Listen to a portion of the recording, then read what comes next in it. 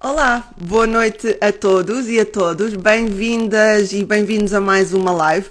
Hoje, muito especial, uma live transatlântica. Teremos uma convidada do outro lado do Atlântico, do nosso país irmão, do Brasil, que eu tenho muito gosto em receber. Eu vou já chamar a Anne para se juntar a nós e para começarmos então aqui esta nossa conversa que promete ser muito interessante. Deem-me aqui um bocadinho para convidar a Anne.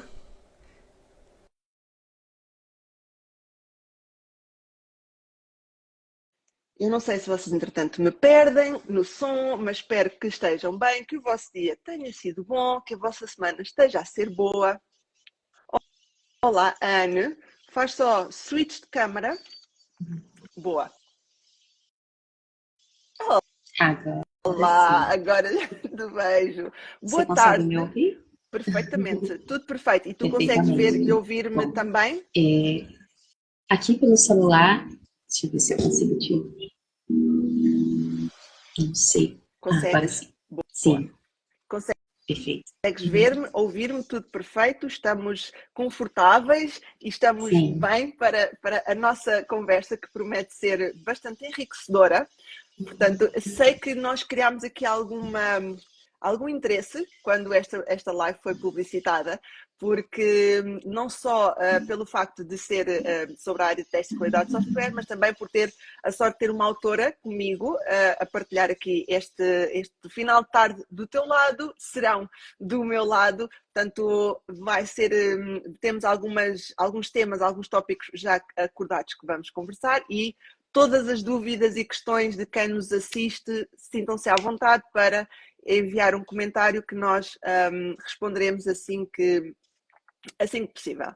Vou então começar por explicar de onde é que surgiu esta live. Como sabem, eu criei esta página de Aqui à Portuguesa por sentir falta de conteúdo e de informação em português. E esta página tem-me dado a possibilidade de conhecer muitas pessoas, não só portuguesas, como estrangeiras, como muitas pessoas também brasileiras. E calhei, não sei, às páginas tantas, a descobrir a página da Ana e, consequentemente, a descobrir também o seu livro. E, olha, já temos aqui o primeiro comentário o do Vítor. Obrigada, Vítor. E eu quis comprar o livro da Anne, mas em Portugal não existia, na Europa não existia e teria que o mandar vir do Brasil.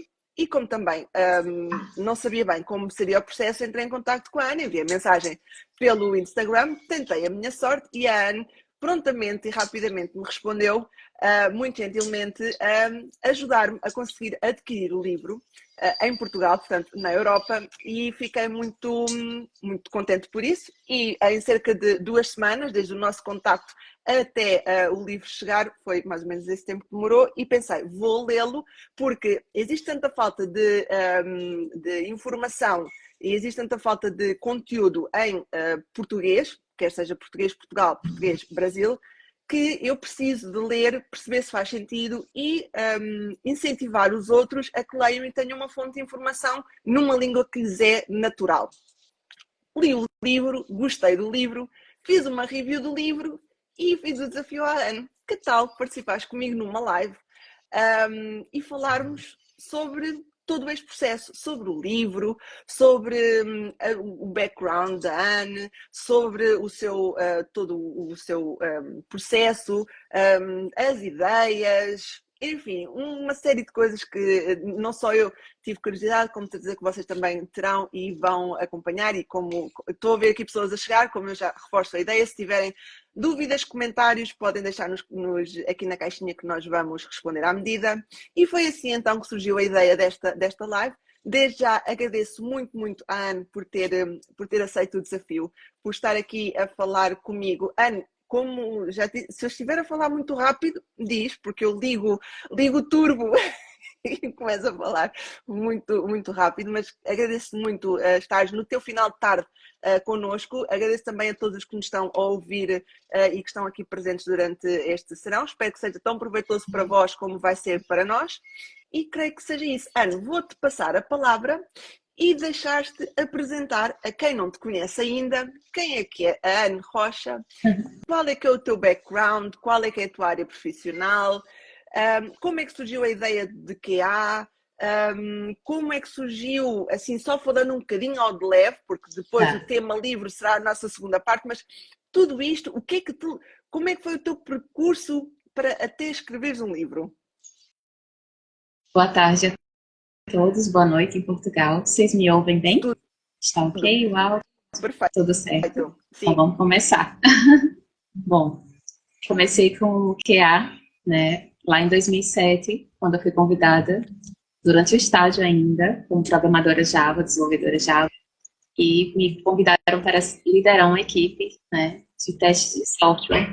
E para mim era um grande desafio, né, já sair de uma área que eu nem conhecia, né, no caso só estava como programadora, e partir diretamente para a área de testes de software, quando eu não tinha tanto conhecimento, apenas o conteúdo que eu tinha visto na própria graduação do curso de computação.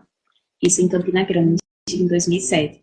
E foi um grande desafio que me levou, né, a tomar algumas medidas que precisaram que eu tivesse algum esforço extra, né, eu não tinha pessoas para me treinar, eu estava sendo a pessoa que iria treinar aquela equipe.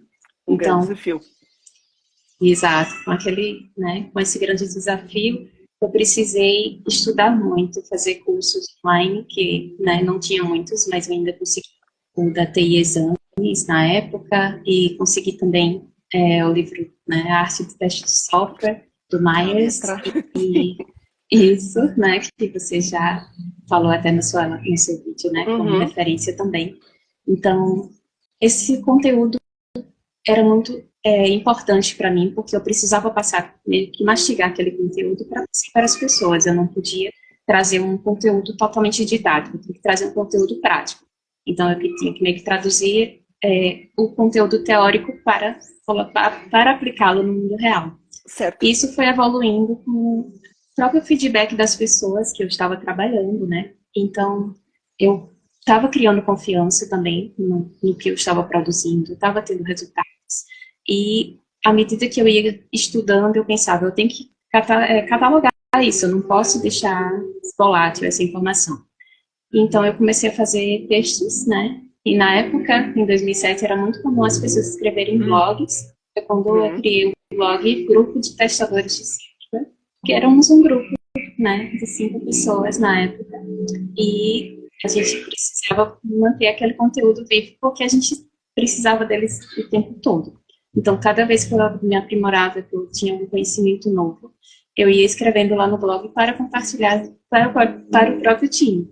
Sendo que, por ser um blog, está visível para todas as pessoas que pudessem pesquisar no Google, né, na época, e acabava que eu recebia comentários muito positivos da forma como eu escrevia, a forma como eu passava o conteúdo, e as pessoas agradeciam, né. Isso foi crescendo em mim, aquela sensação de, nossa, eu estou ajudando pessoas com conteúdo que eu comecei aqui, né, sem nenhum intuito de atingir tantas pessoas.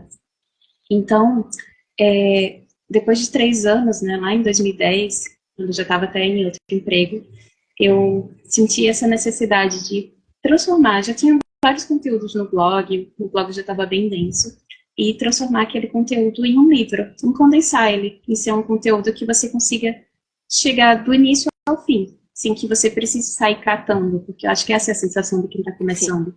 Você vai, né, em várias diferentes plataformas, você cata conteúdos, às vezes os termos divergem, né, você tem termos que divergem, então você fica confuso sem saber quando aplicar tal técnica, outra técnica, e tudo isso cresce em mim. E foi quando em 2012 também fui convidada para dar aula, né, aula presencial, e eu fui percebendo que eu conseguia passar o conteúdo, eu conseguia passar esse tema de teste de software. Onde eu entrei, né, em 2010, a gente precisou também criar um novo time de testes, né, não existia no local, então, novamente, treinamento para as pessoas internas, né, então, todo esse conhecimento que eu precisava aprender para passar, não era um conhecimento que eu precisava aprender para usar, mas eu precisava explicar de forma que as pessoas entendessem e conseguissem aplicar aquilo no dia a dia delas, e conseguir, né, também evoluir aquilo, né, porque quando a gente ensina, a gente aprende junto e a gente evolui. Sim. Exato, isso é perfeito, assim.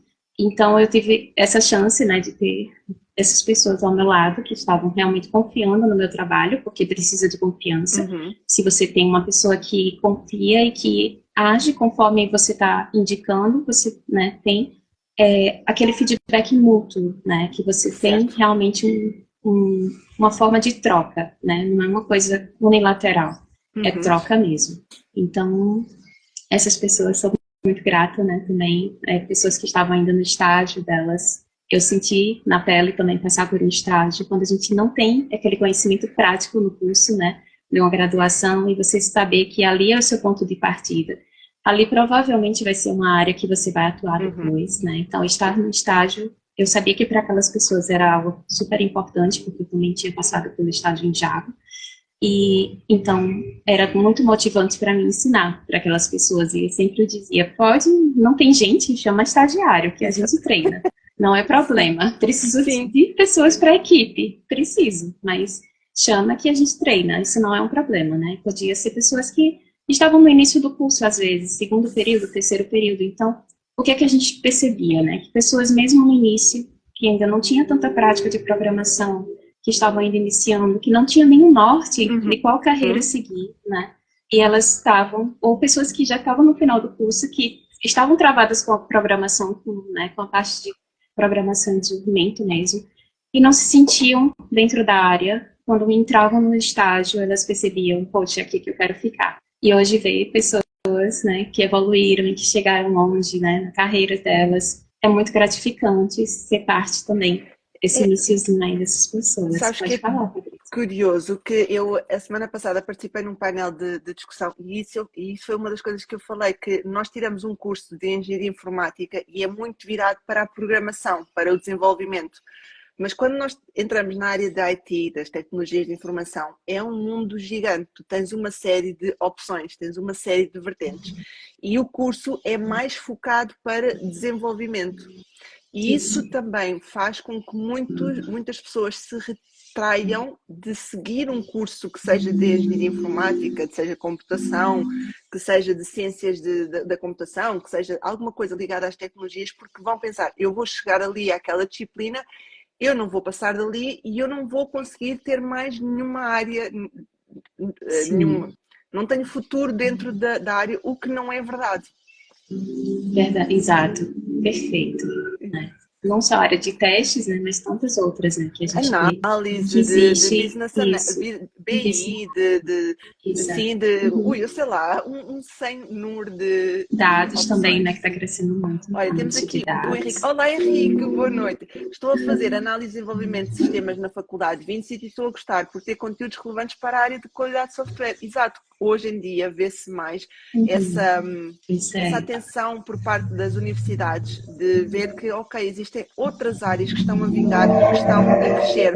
Mas então, tu tiveste a oportunidade de ter que aprender para ti e depois aprender para ensinar, porque tu vinhas de desenvolvimento de Java, portanto, tu começaste a trabalhar como programadora Java e do nada, digamos assim, entraste para o mundo de QA e entras a ensinar. Portanto, tu tiveste, como estava a dizer, duplo trabalho, tiveste que inicialmente aprender para ensinar e depois de teres a matéria estruturada para ti, passaste só a ensinar. E a forma mais fácil de chegar a mais pessoas foi mesmo através dos blogs, que há 10 anos atrás eram a nossa fonte de informação. Hoje em dia temos o Instagram, YouTube e outras redes sociais muito mais dinâmicas, muito mais rápidas, mas então o teu blog começou a crescer muito, começou a ser uma fonte de informação. Deixo a nota a quem nos está a seguir que o blog ainda está ativo, ainda está disponível, portanto o título, o nome do blog é Grupo de Testadores de Software. Eu depois deixarei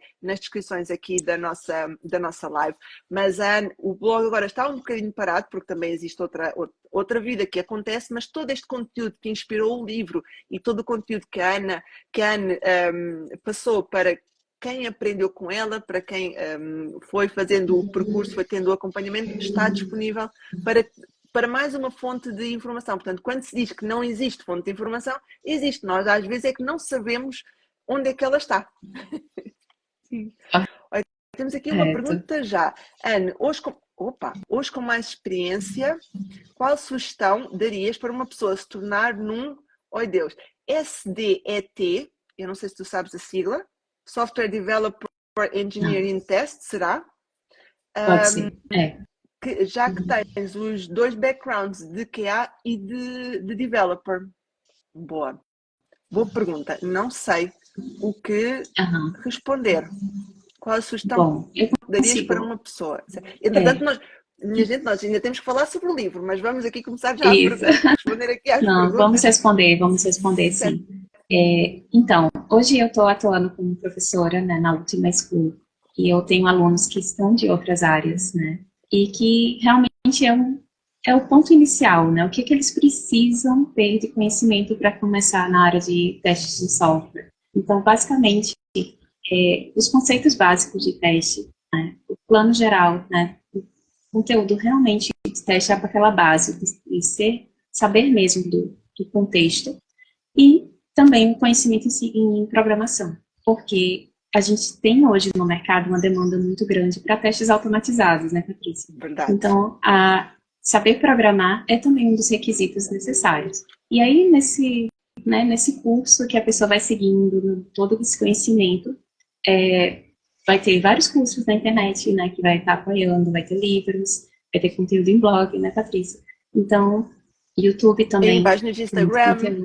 Isso. Páginas de Instagram, exatamente. Que vai, né, dando todo esse norte e, principalmente, se conseguir uma mentoria, né, como a gente tem várias pessoas também abertas aí para fazer essas mentorias, é um bom ponto de partida. Boa. Creio que tenha sido um bom ponto aqui, assim, de como se tornar num Software Developer Engineering Test, suponho eu, mas o Henrique provavelmente responderá depois. Depois temos aqui outra pergunta. Meninas, acham que faz diferença para o mercado estudar numa faculdade de nome? Quando me formei em Direito no passado, tinha muito desse preconceito com quem é da faculdade X ou Y. Dando o feedback de Portugal, antes existia um bocadinho essa ideia de se tu te formares no técnico, no Instituto Superior Técnico, és mais bem formado. Mas felizmente isso começou a quebrar um bocadinho esse preconceito e não é efetivamente assim. Não é pela faculdade que te forma, mas sim como tu, pelo menos também da experiência que eu tenho, mas como tu usas a informação a teu favor. Porque a faculdade dá-te um canudo, dá-te um diploma. Todo o trabalho e todo o processo és tu que o fazes. Portanto, eles só te vão dando, como a Anne disse, dão-te as aulas, explicam-te os livros, dão-te esse guia, mas se não fores tu a trabalhar, nada se faz. E hoje em dia existem muitos bons profissionais que não são formados na área, vão aprendendo por si próprios, porque existe já uma grande base de informação. Não sei como é que é no Brasil, Anne. Também existia, né, no passado, essa necessidade de ter realmente um curso superior de uma universidade de renome, mas o mercado está aberto.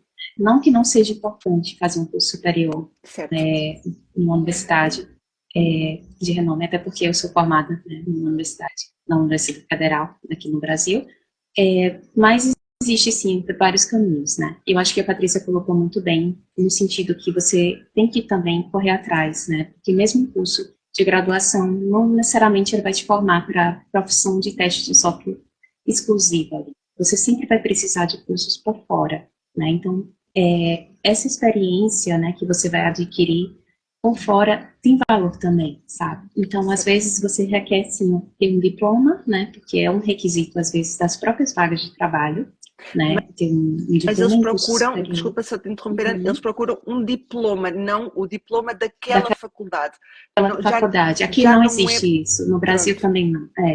Perfeito. É o foco nesse sentido, né? Numa faculdade, entendi. Não. Sim. Acredito que não.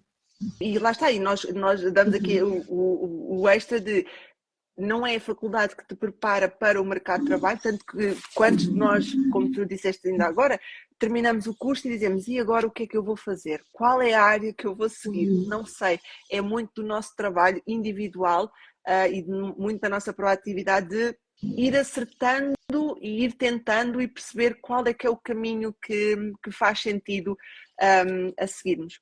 Olha, temos aqui uma outra pergunta da Cristiana sobre qual é o nome do blog. É Grupo de Testadores de Software.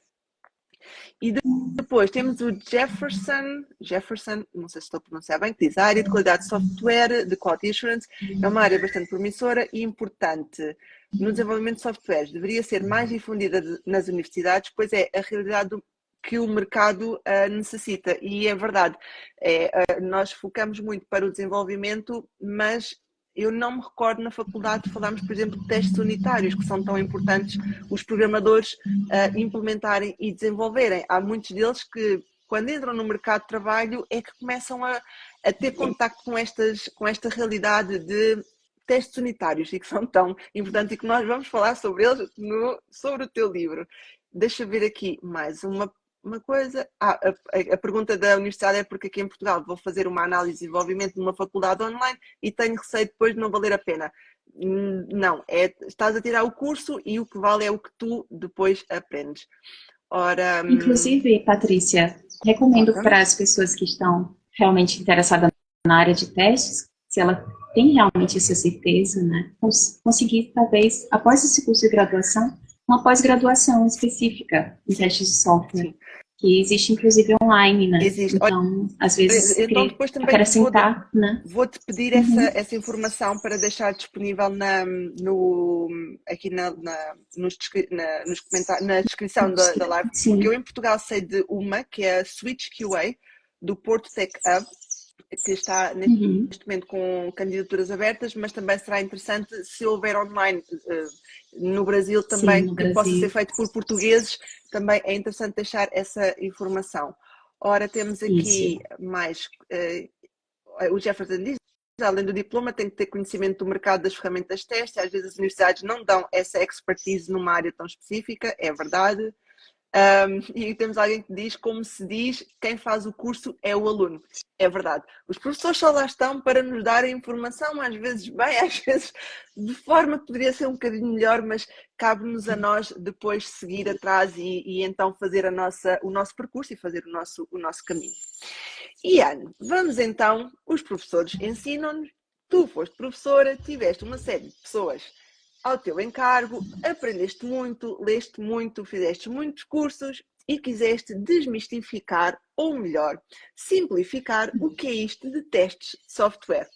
E então surge este menino bonito que é uma cor linda, só para começar assim o comentário, o livro é muito agradável, a cor é muito bonita, está muito agradável ao toque, está muito agradável à leitura. Não é um livro difícil, não é um livro pesado, tem 140, tem quase 200 páginas, pronto, contando com o índice, introdução e a conclusão, 180 páginas. Eu deixei no YouTube o link para adquirir um livro não só no Brasil como também em Portugal. Só para deixar nota, aqui para a Europa o livro custou-me cerca de 12, 13 euros, portanto não é um livro nada caro para toda a fonte do conhecimento que ele tem. É sem dúvida um must-have na nossa prateleira, não só quem está a iniciar agora na área de testes e qualidade de software, como também quem já está na área, porque eu também houve aqui algumas coisas que ainda há 2 dias falei com a Ana e disse, olha, eu não me lembrava de como calcular o fator de risco, que é uma coisa que eu não tenho por hábito necessidade de ler, e cheguei aqui e disse, ok, eu já sei que quando precisar vou aqui rever a informação. Mas vamos então falar do livro. Porquê o livro? Nós já falámos que foi, então, quiseste aqui agregar toda a informação num conteúdo que seja de simples acesso, que seja portável, não é? Que não seja necessário estar num browser, num computador que necessitamos de aceder à internet, que dê para tirar notas, apontamentos e afins. E como é que surgiu então? Qual foi o pontapé de saída? Qual é que foi o chamamento para começar a escrever este livro? Eu já sei um bocadinho da história, mas vou deixar a Ana conta. Desculpa, porque nós em Portugal temos Ana e então eu estou constantemente a chamar-te Ana. a Anne, Tudo bem, tudo bem. contar como é que foi este livro, porque foi uma odisseia quase escrevê-lo. Verdade. Contar um pouquinho dessa história. Sim. Bom, a ideia, né? Aquela velha história. A ideia surgiu em 2010, né? Quando eu estava já com 3 anos aí de blog, de carreira, né, na área de testes. E surgiu aquela necessidade de escrever tudo. Eu já tinha muito conteúdo no blog, como eu falei, e achava que ali já dava para criar páginas ali de um livro, né? Então comecei a esboçar algumas partes do sumário, né? Alguns capítulos. Comecei a pensar mesmo na lógica dele, né? Fiz uma capa que não é essa, né? Então já meio que materializei aquela ideia em um documento no Word, né? E deixei ali guardado, sendo que ao final de 2010, né, soube que estava grávida e parei o projeto por um tempo, né? Então me dediquei à família mesmo e continuei trabalhando na área de testes e aprimorando meus conhecimentos e continuei escrevendo no blog, mas o livro ficou, né, em stand-by, como a Portanto, gente diz. 2010. Mas ideias, a ideia é que eu tenho aquele primeiro arquivo ali do Word, que eu Certo. sei que surgiu ali por conta disso, né? O Word não me deixa negar. Então, o tempo passou, né? Em 2014, novamente, senti que, até lendo mesmo outros livros, né? Assim, a gente lê um livro e pensa, poxa, meu livro poderia ter essa cara, essa pegada, esse estilo. Então a gente vai se inspirando, né? Então voltou de novo aquele desejo em 2014 de reiniciar a escrita. E, e aí já acrescentei mais, já criei realmente o primeiro capítulo, mas que hoje é o segundo, né? O primeiro capítulo era o que é teste de software, mas aí depois eu mudei para o que é software, né? Que é um tema muito importante para quem está começando mesmo, quem está zero, né? Saber o que é software. Porque hoje você sabe que é aplicativo, você sabe, né? Que é um site, mas a palavra software às vezes é confusa, né? Para E quem está mesmo, iniciando. e mesmo nós querermos explicar a alguém, às vezes é difícil explicar. Por exemplo, nós vamos a uma caixa multibanco, aquilo é um software. O que nós estamos a interagir é com software, portanto, está em todo o lado e E nem todas as tudo. pessoas têm essa percepção. Acham que é só alguma coisa do telemóvel e não, está em todo o lado. Exato, em todos os lugares. Então, à medida que eu fui crescendo, aprimorando, né, o meu trabalho, fui criando novas ideias de capítulos de livro. E em 2015, realmente, engravidei de novo. E aí eu disse, não está no momento de novo. Então, meus 2 filhos, né, eram minha prioridade naquele momento. E até que chegou em 2020, com a pandemia, né, aquele desejo de escrever um livro, a rotina mudou Agora sim. completamente, né? Isso. E eu tinha um tempo que eu conseguia gerenciar, foi bem conturbado, confesso, no início da pandemia, com, Acho que né, aulas de todo mundo crianças e tudo passou mais. assim, Isso. foi uma fase meio Exato. difusa, ninguém sabe bem o que é que se passou. É. Pronto, sobrevivemos. Medos Exato. também, né, surgiam. Então, é como se era um projeto que ele precisava existir na minha vida. Eu tinha que escrever aquele livro. É como se aquele desejo não pudesse ser abafado. Eu precisava realmente, né, criá-lo. Foi quando eu levei o livro a sério, no sentido que eu comecei a escrever vários e vários capítulos em 2020. Basicamente, o livro é particionado em duas Sim. partes. E aí, a primeira parte é apenas conceitos e a segunda parte são experiências, né? Experiências. Apenas como quem diz. Como quem Aham, diz, sim. isso. Aham, Sim, obrigada. temos aqui, por E exemplo, aí, a primeira parte uhum, é toda esta grossura de livro e a isso. segunda parte temos Aham, aqui as isso. experiências e o relato. Portanto, quando eu digo Aham, que é apenas, não é propriamente apenas. A Ana está a ser modesta. aham. Obrigada, Patrícia. Nada. Então, em 2020, realmente o livro fluiu, sabe? Aquela sensação de que o conteúdo estava vivo dentro de mim e ele fluiu, né? Basicamente, quando eu sentava, saía um capítulo ou metade do capítulo.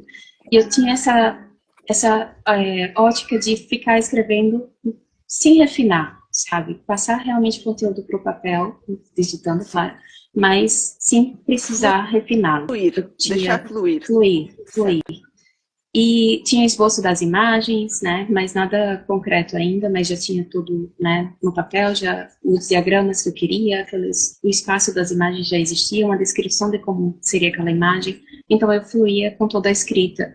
E eu utilizei uma ferramenta que é o Trello, né, que ela é um Kanban, Sim, né, uma forma de gerenciamento até para projetos que a gente utiliza justamente para poder sentir que o livro estava fluindo, que ele estava evoluindo, né? Então, à medida que eu escrevia um capítulo, eu colocava ele para revisão. Eu não dizia que estava pronto, né? Assim como na certo. nossa área de qualidade, a gente desenvolve e está pronto para testar, mas não Exato. para ser publicado. Então, eu segui essa mesma abordagem durante a escrita. Então, eu sentia a evolução. Cada capítulo que eu ia escrevendo, eu sentia que eu estava evoluindo ele. Ele parecia que agora sim ia sair. Ele existia um fluido, né? Estava fluindo, Uhum. total. E como também tinhas toda a Então, informação, sabias, tinhas ideia das dúvidas que tinham, tinhas também como base o teu blog, tinhas todo esse correto. conteúdo, estava a seguir de forma muito, muito fácil. Isso, Portanto, tinhas aí toda a ideia portanto, a primeira ideia começou em 2010, foi quando surgiu a ideia de escrever o livro, e depois em 2020. Portanto, tu tiveste 10 anos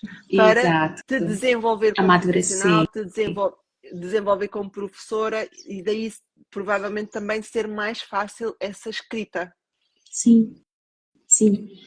E aí, em 2021, comecei a dar aula sozinha mesmo, freelancer. Eu me coloquei, né, assim, não divulguei que eu estava dando aula para pessoas individualmente mesmo.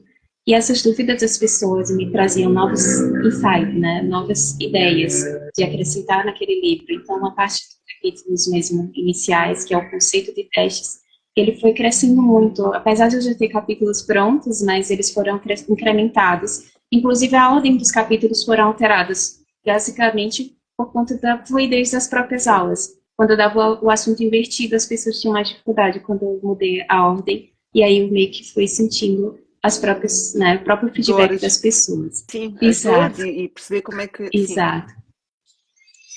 Em 2022, parti para turmas maiores, né? Na última school, comecei a dar aula para um grupo de pessoas maior e mais ainda, essas, né? Isso foi sendo aprimorado. Então, meio que eu tinha desde 2020 parte desses capítulos da parte um e foram incrementados e acrescentados durante esse período das aulas. A certo. parte 2, né, em 2021, postei no blog uma enquete para as pessoas que eram leitoras do blog. Eu imaginava que não teria muito feedback, mas me surpreendi, né? Quase 10 pessoas postaram dúvidas de suas dores do dia a dia, né? Eu perguntei dúvidas que elas tinham para que aqueles se tornassem capítulos do livro. Até publiquei para elas que o livro estava a ser escrito e eu precisava que elas me dessem né, algum norte ali de dúvidas que elas tinham. Então, os títulos dos capítulos da parte 2 são justamente dúvidas das Foi pessoas aquele que eram leitoras do capítulo blog. que eu me Isso, revi em muitas coisas e disse, é estão aqui ideias excelentes e agora percebo o porquê de ter então ainda mais esta conexão com a segunda parte, porque lá está, foram dores reais de outras pessoas que isso, eu também já as passei e que de certeza que muitas pessoas que aqui nos seguem que ainda as irão passar e que vão chegar aqui e dizer, ok, já tinha aqui uma base de como argumentar, de como fundamentar, de como perceber, como dar a volta a esta situação, a este contratempo. isso. Então, 2021, em paralelo, né, com a parte dos conceitos, eu comecei a escrever a parte mesmo de experiência, relatos de experiência. E já ia respondendo os e-mails para essas pessoas, porque elas estavam também com aquelas dores naquele momento, não dava para esperar o lançamento do livro.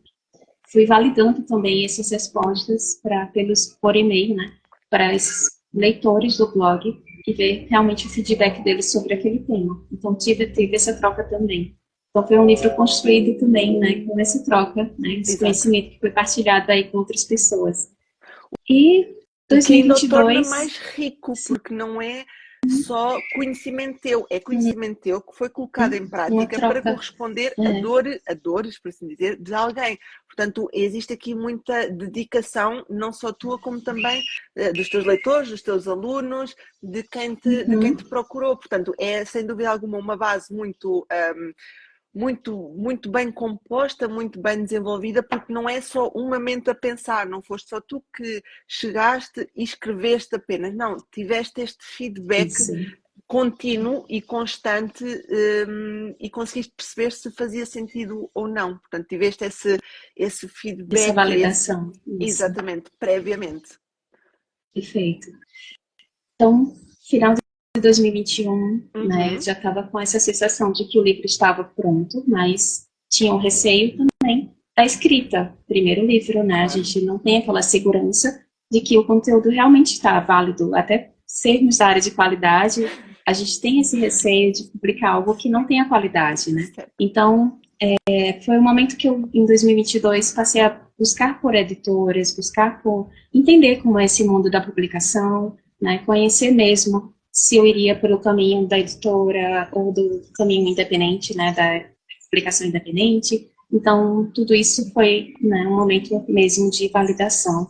Consegui o apoio tanto do meu esposo, né, na leitura do livro, como da minha mãe também, né, que ela mesmo não sendo da área, na área da área de telecomunicações, ela também conseguiu fazer essa leitura e me dar esse feedback, corrigir com apontamentos. Meu esposo também apoiou bastante, né, nessa escrita, porque eles me davam aquela segurança, aquele feedback. Minha irmã também, né, ela também participou desse processo de leitura, de também Porque fazer toda essa... deixando aqui a nota, Uhum. o teu objetivo, para além de quereres passar toda a informação e para além de quereres Isso, dar, de trazer ao mundo um conteúdo, querias que ele fosse o mais acessível possível para qualquer isso, pessoa que venha da área de TI ou que não venha da área de TI. Portanto, era também a tua intenção e o teu objetivo que fosse fácil de leitura e entendimento de qualquer pessoa.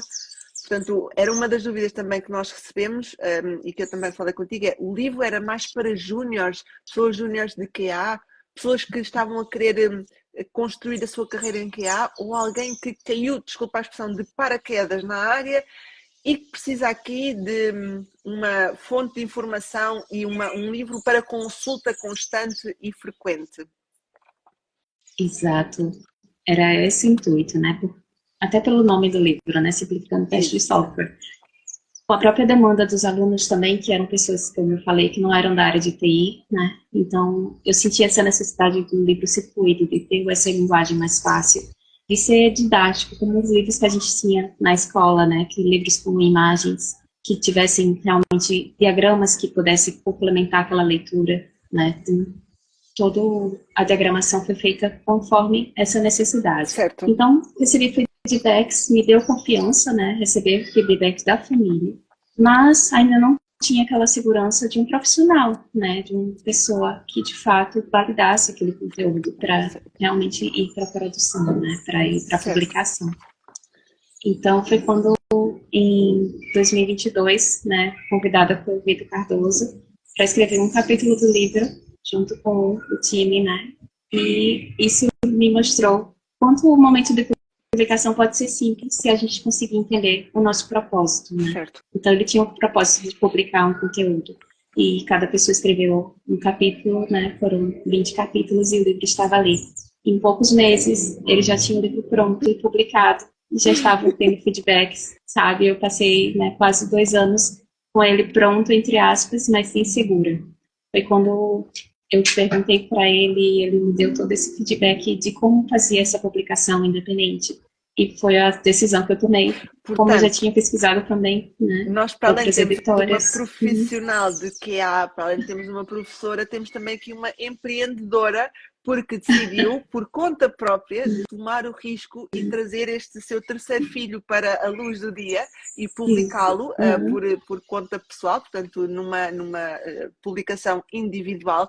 Portanto, é de todo de parabenizar e de dar todo o mérito ao esforço da Anne, não só de todo este trabalho, mas também de ter tomado esta iniciativa e de ter seguido para a frente e ter publicado o livro e de ter conseguido colocá-lo ao nosso dispor. Exato. E já tinha capa, já tinha tudo já materializado, só faltava realmente a publicação, né, Vitor? Vitor está aqui com a gente. E isso foi aquele gatilho, né, que a gente precisa às vezes para dar o pontapé inicial para a gente retomar a atitude mesmo. Então, em 2023 ainda estava insegura, né, no primeiro semestre, mas consegui um revisor para o livro, né? É o Farley, é um nome difícil, mas é da Microeditoras, e ele está no livro, né, como referência. E ele fez toda a revisão do livro da parte ortográfica, né, e me deu feedback também que eu não esperava, né, ele, que não é da área de TI, e me falou, poxa, que assunto necessário, que conteúdo necessário. Fico feliz de você ter escrito esse livro, porque a gente também é usuário de software e a gente não Exato. sabe o mundo por trás, né, então atende a todos no sentido até de curiosidade, né, como funciona o mundo por trás aí de tantos softwares que a gente utiliza no nosso dia a dia. Isso, para mim, foi, assim, aquela sensação de chegou o momento, né? Então, em 2023, né, no ano passado, em julho, foi feita a publicação do livro e estou aqui agora, Portanto, né? Chegou para a ainda o Patrícia, livro, chegou o em bebê, Portugal. exato, ainda não tem um ano, ainda não tem um ano e Não, já passou para o outro lado do Atlântico, que me deixa muito feliz ter encontrado a tua página, ter tido a oportunidade de ler o livro e de estar aqui a falar contigo, porque é muito bom ter esta informação, porque como tu disseste e como eu também passei por isso e já disse várias vezes, quando comecei a trabalhar na área, não existia informação em português. Aliás, nós também falámos, por exemplo, o The Art of Software, The Art of Software Testing é uma bíblia para a área de testes de software. Não existe tradução em português. Nem sei se alguma vez existirá. Existe uma série de outros livros que não têm tradução em português e que são, por exemplo, estava-me a lembrar daqueles da Lisa Crispin, do Agile Testing, que também não creio que terão tradução para português. Portanto, ter alguém que tem coragem de simplificar o que são testes de software, que às vezes é difícil de explicar. Um dos primeiros vídeos que gravei para o canal foi aqui para o Instagram e depois também está no YouTube, que foi a responder, a tentar explicar quando eu dizia que trabalhava na área de testes, as pessoas olhavam para mim um bocadinho com estranheza de o que efetivamente é isso e não perceber o que todos nós testamos tudo. Só que uns têm isso como profissão, os outros, sem querer, fazem isso. Muitas vezes, só te vendo aqui um bocadinho, as pessoas colocam-se como beta testers de software de telemóvel. Estão a ser testers, todas as interações estão a ser voluntariamente testers, mas depois há quem, como nós, tenha essa responsabilidade e essa obrigação e tome isto como profissão e com uma outra perspectiva, conhecimento, visão, etc, etc. Deixa-me só te fazer aqui uma pergunta, antes de nós continuarmos, que o Henrique, eu achei piada, eu não te quis interromper, mas achei piada a pergunta dele, que diz assim, Anne, com tanta experiência, deves ter muito conteúdo bom. Como foi o processo de seleção de conteúdo e terias conteúdo, ou terias não, terás conteúdo que ficou de fora, mas que caberia num segundo livro? Pensas em escrever um segundo livro? Seria a continuação desse? Ou algum nível? Ou, quiçá, um tema diferente? Pergunta, né? É bem Eu gostava difícil. de Eu saber tô se o aqui. Henrique já leu este livro, para começar. Ah, Quer saber se ele já leu. pois Mas é é. uma pergunta interessante e que eu também gostaria de saber. Eu sei que tu tens intenção de fazer atualizações ao Sim, livro daqui a um tempo, porque, como nós falávamos, a nossa área não é estática. Existem exato. sempre atualizações, existem sempre coisas novas. O mundo de desenvolvimento de software é super dinâmico. Portanto, daqui a uns anos, se bem que muito do conteúdo, ou melhor, a maior parte do conteúdo que tu aqui tens na primeira parte pode ser refinado, mas o core está lá. Mas, por exemplo, eu creio que na segunda parte dos relatos do que é testar software, acredito que já terás outras experiências para falar e para dar a tua opinião. Sim. Bom, já pensei sim numa coleção. Não vou me comprometer, olha só. É uma Não, coleção de mas eu estarei cá. simplificando. Fica já aqui, São só sem ideias. compromisso de livro, mas se existir, Isso. fica aqui o compromisso assente que nós Bom, voltaremos a live. pensei sim numa coleção de simplificando, né? Um banco de dados, simplificando, né? Enfim, outras áreas de TI, não vou nem me comprometer aqui. Mas, sim, pensei. Inclusive a parte da automação, né? Que até a Patrícia até questionou também em outro momento, de testes, né? A parte mais avançada, mesmo gestão de testes. Então, sim, pensei numa leitura mais avançada, mas só são Certo. pensamentos, né? Nada concreto. O que eu tenho hoje, né, que tá na gaveta ali, que já está em andamento, é um livro, um romance. Como eu me Uau! atrevi, como Aham. eu me atrevi a entrar na área como escritora, né? E eu tenho também outras áreas da minha vida que, né, estão também em paralelo, a gente é um conjunto de Claro. coisas, né? Somos só profissionais de TI. Então, existe sim uma publicação prevista agora em breve, também não Boa. vou nem também dizer, né, por conta dessas minhas inseguranças, mas que Claro. já está em andamento, um livro Que de depois, se romance. houver em Portugal, também quererei ler, porque eu não Ah, leio só livros agora, técnicos, eu leio também outros livros. exato, somos Mas, leitores, né? exatamente. Temos sim. Mas se ficará a ideia então de daqui a um tempo, deixando aqui também, Sim. lá está, um bocadinho à medida das dúvidas que te surgem, das perguntas que te Isso. surgem, do incentivo também de quem te segue, porque também é preciso tu medires a temperatura, como se diz, do que é que se passa à volta para poderes embarcar num desafio que é este de escrever um segundo volume, de escrever um outro livro mais na área de automação, que eu também quero falar contigo sobre isto. Mas deixa-me só deixar aqui o comentário do Vitor Cardoso, que diz: a Anne é incrível, extremamente dedicada e faz acontecer. É incrível a história deste livro, assim como ver o impacto que o livro tem na vida das pessoas. Admiro absurdamente o trabalho da Anne. Muitos parabéns, é muito bom. Fico muito feliz Obrigada. por tu receberes este carinho.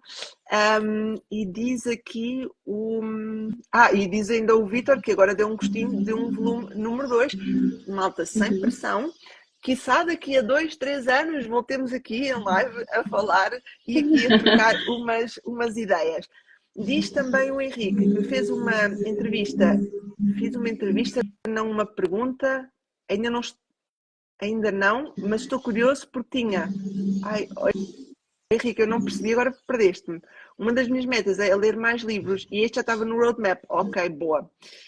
E há aqui uma menina que me diz que sempre tive vontade de escrever um livro, mas as ideias são sempre fora da área. Mas nós temos que ter outros hobbies, nós temos que ter outras áreas de interesse. Portanto, é investir, como a Ana também investiu na sua área e agora está a investir numa outra área de interesse. Já percebi, Henrique. O Henrique diz que fez uma entrevista e não uma pergunta, porque ele fez várias perguntas numa só pergunta. Tudo bem, Henrique, não há problema. Mas voltando aqui, na temática de livros, e como tu dizes que leste bastantes livros e nós sabemos que também foi um tema que eu discuti a semana passada, que por muitos blogs que nós tenhamos, por muitas fontes de informação que nós tenhamos, que hoje são muito dinâmicas e muitas pessoas e muitas ideias, e é bom nós sabermos isso, tu tiveste várias referências, por certo, vários cursos que tu fizeste, livros que tu leste. Podes dar assim sugestões ou indicações de livros que te inspiraram também a escrever este livro? Se bem que nós ainda voltamos aqui ao livro, mas só aqui, agora que estamos aqui na temática Sim. livros. Eu separei aqui 2008, né? No iníciozinho, estava Uau, 2007 começando. Testes funcionais de software do Leonardo Molinari. ok. Esse aqui foi a minha referência inicial. Motivação também para pensar em um livro Uhum, também, né? Quando a gente vê uhum, outros autores, a gente se inspira. Então, certo. Leonardo Molinari, ele também escrevia blog, escreve talvez, blog da qualidade. E ele também era um conteudista, né? Uma pessoa que realmente me apoiou muito nesse início. Então, é bom a gente ter essas referências. A arte do teste de software, né? Do Myers, Sim, aquele também foi que uma está. delas. Sim, Isso, este menino. exato. Em versão Sim, inglesa mesmo, sim. esse próprio.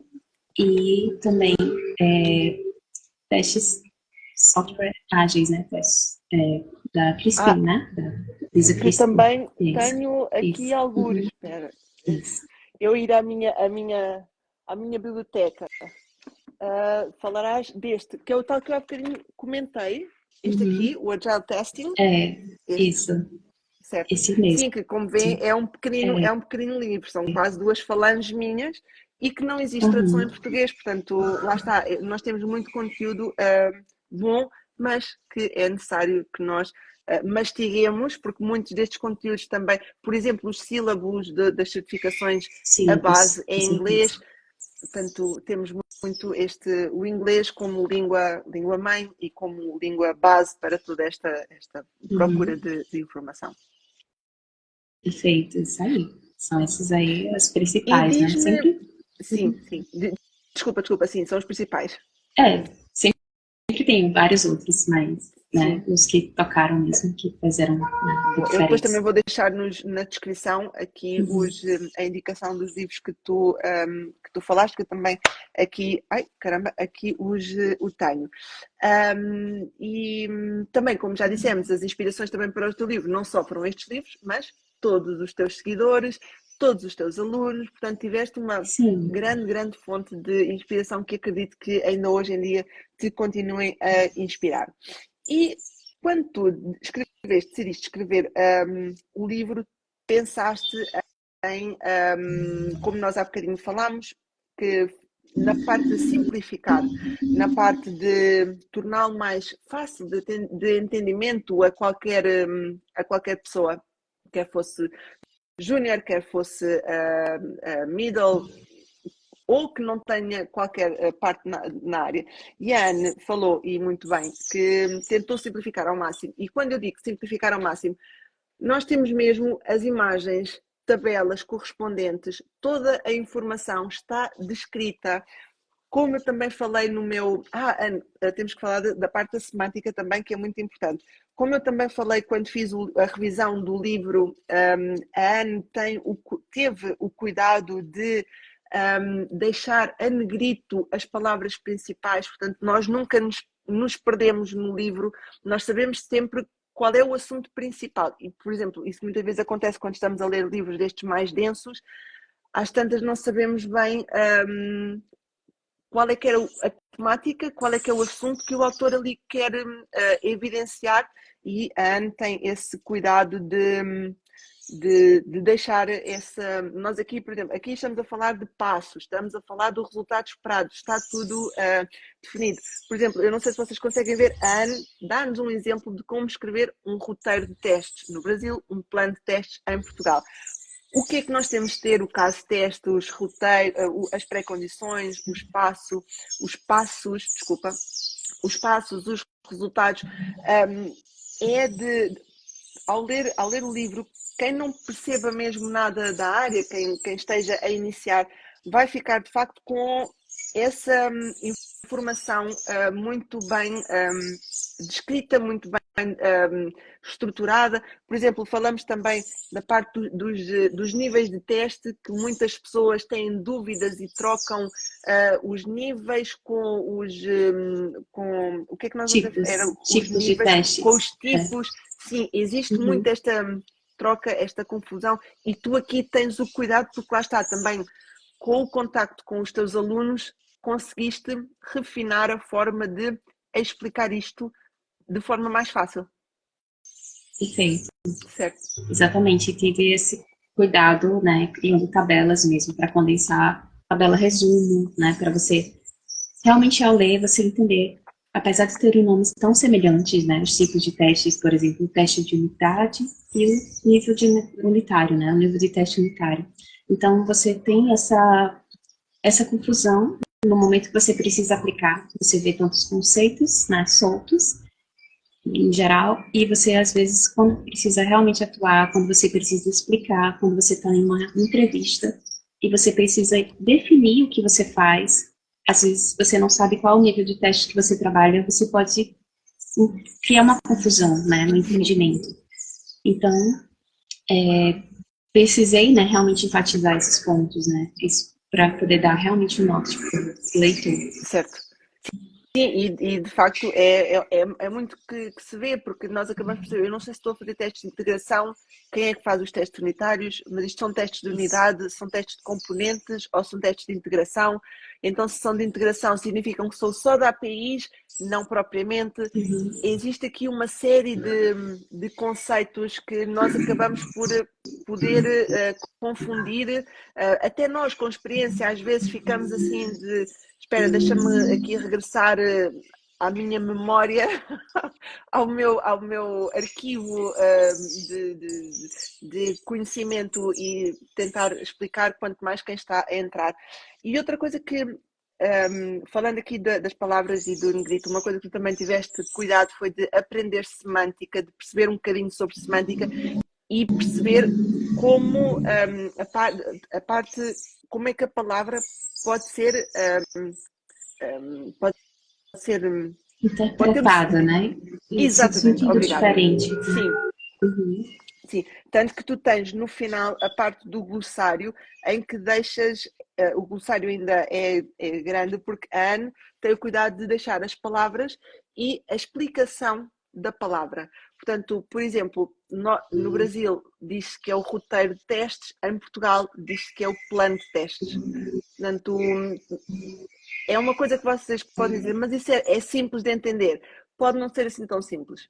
E a Anne teve o cuidado de deixar a explicação de o que é que aquela palavra, o que é que aquilo significa, para que seja mais fácil também para nós criarmos aqui uma ligação, também para ser mais fácil de aprender e memorizar. Porque só pela palavra, por vezes, pode não ser tão fácil. Quantos de nós na escola não criávamos aqui lenga-lengas e outros artefactos para conseguir memorizar alguma informação. Perfeito. Olha, diz aqui uma menina que. Agora está-me a faltar o nome dela. Isto chega a uma hora e eu esqueço. Que diz que acha engraçado que até os recrutadores, confundem os conceitos, que sempre perguntam se prefere testes funcionais ou automáticos, quando deveria ser funcionais ou não funcionais, manuais ou automatizados.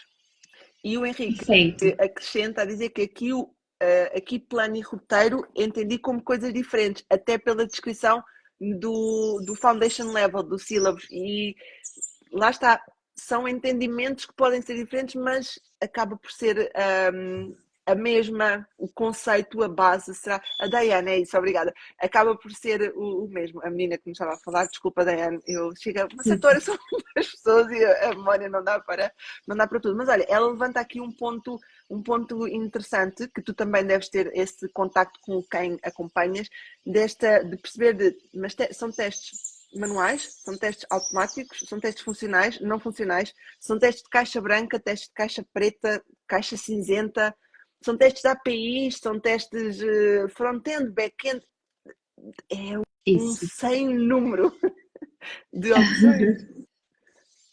Exato. Então, ter esse cuidado, né? Porque realmente para quem está começando, são muitos termos, né? Muito, muito conteúdo. Então, é normal a pessoa se perder, é normal confundir, né? Então, você saber que tem um glossário, né? Saber que tem toda essa descrição. Você pode consultar pelo menos o glossário depois para conseguir, né? Compilar todo aquele conteúdo. Então, foi tudo isso, foi pensado, né? O livro foi escrito com várias óticas, né? Assim, realmente pensando na estratégia de como chegar àquelas pessoas de forma mais fácil, né? Então, Sim, porque é realmente é verdade. um ponto importante. Eu, ao início, quando comecei a trabalhar na área de teste e qualidade de software, e ainda hoje em dia também tenho muito isso, tanto que aqui para o Instagram trouxe o post de terça-feira, que é o Sabes o que é? Porque também eu me deparo com muitas palavras que eu digo, mas isto significa o quê? Isto é efetivamente o quê? E que acabam por ser do nosso dia a dia, depois às tantas nós já temos aquilo integrado no nosso Sim. texto, nos nossos dizeres, mas depois conseguir explicar a alguém o que é que aquilo significa efetivamente torna-se um bocadinho complicado. Ou até aquilo entrar na nossa memória. Eu, ao início, quando comecei a trabalhar, tinha um caderno em que escrevia o termo e o que aquilo significava. Para sempre que eu tivesse dúvida, já sei, aquilo é isto, a outra palavra é outra coisa. Porque depois vamos para reuniões técnicas e quem está na área há algum tempo fala de termos técnicos e nós ficamos assim, é uma tecnologia, é uma forma de trabalhar, é alguma framework, o que é que estão efetivamente a trabalhar? Portanto, este glossário que a Anne traz aqui o cuidado de trazer é também uma dica que eu e acredito que a Anne também deixo para quem está a começar na área de criar para si próprio, para ir incrementando e também para ter uma fonte de conhecimento para uma interpretação diferente daquilo de que se está a falar. Perfeito. Nós temos contacto com imensa informação. E diz-me uma coisa, entretanto, nós não temos aqui mais perguntas nenhumas, creio que do teu livro, melhor ou pior, diz-me uma coisa, tu continuas a dar aulas? Sim. Continuo dando usas o teu livro como fonte de informação para as aulas? Consigo colocá-lo como referência, né? Quando a gente, por exemplo, às vezes eu estou dentro da aula ao vivo e os alunos estão ao vivo, então, às vezes tem um conteúdo que eu preciso enfatizar, aí eu abro uma página, né? Trago aquela referência para que eles também saibam que tem esse conteúdo para acrescentar, né? Dentro de toda... E deves ficar com o coração bem quentinho quando isso acontece. Olha, a Daiane diz que foi tua aluna. Daiane. Ela é maravilhosa. Daiane Vita. Daiane Vita. Né, sim, Daiane? exatamente. Sim, exatamente. Portugal. Ela mesmo. Sim. Que linda. Nossa, é muito bom saber que ela está aqui com a gente. Eu também conheci através da página. Que eu também conheci através da página. Este mundo é uma pequena ervilha. Diz-me uma outra coisa que nós tivemos a oportunidade de falar há 2 dias e que tu ainda agora também falaste assim um bocadinho ao de leve, que tendo tu escrito um livro mais focado na área de testes funcionais, testes manuais, mais nos conceitos, na teoria, como é que, e sendo que tu falas aqui um bocadinho da parte da automação, mas não entras muito em pormenor, e agora também falaste que quiçá fazer um livro que seja mais focado na área de automação, porque é uma área tão dinâmica, tão, não digo emergente, porque ela já está disponível e já está bastante consolidada, mas agora existe uma framework nova, agora existe uma tecnologia nova para aquele tipo de teste, portanto não dá para ter um conhecimento estável. Qual é que é a tua perspectiva de um QA que entra na área de um QA que entra um jovem profissional, uma jovem profissional que entra na área de QA como é que deve abordar esta parte? O que é que deve saber? Deve-se focar em conteúdos, conceitos, contextos mais teóricos? Deve dividir o seu tempo entre automação, sendo que para a automação também é aqui uma parte de qual a tecnologia que eu vou abordar, que língua, exato. Qual é que é e tu sendo professora e estando a acompanhar algumas pessoas, portanto também aqui olhar, também a saber da tua parte, da tua experiência como professora e como acompanhando pessoas que estão a aprender, o que é que um QA deve começar por saber, deve começar por aprender? Qual é que é assim aquilo que deve fazer bastante diferença? Bom, a gente vê realmente, eu preciso inclusive acompanhar as vagas de trabalho, né, para dar esse norte, para atualizar o curso, né, para o que o mercado exige, e sempre a gente se depara com a automação, é algo que não foge, né, sempre está presente, e vejo como relevante, tá? Agora a gente precisa entender que nível de teste, né, aquela automação está sendo exigida. A gente até comentou isso, né, Patrícia, em outro momento, porque às vezes a palavra automação é muito ampla. Então, às vezes a gente, quando está começando, a gente fica sem ter um norte, de fato, para qual área de automação a gente precisa se dedicar, que área a gente precisa focar. Então, eu indicaria a parte do nível de teste funcional, né, como início, porque a gente tem ferramentas que, inclusive, é no coding, né, que você não precisa codificar.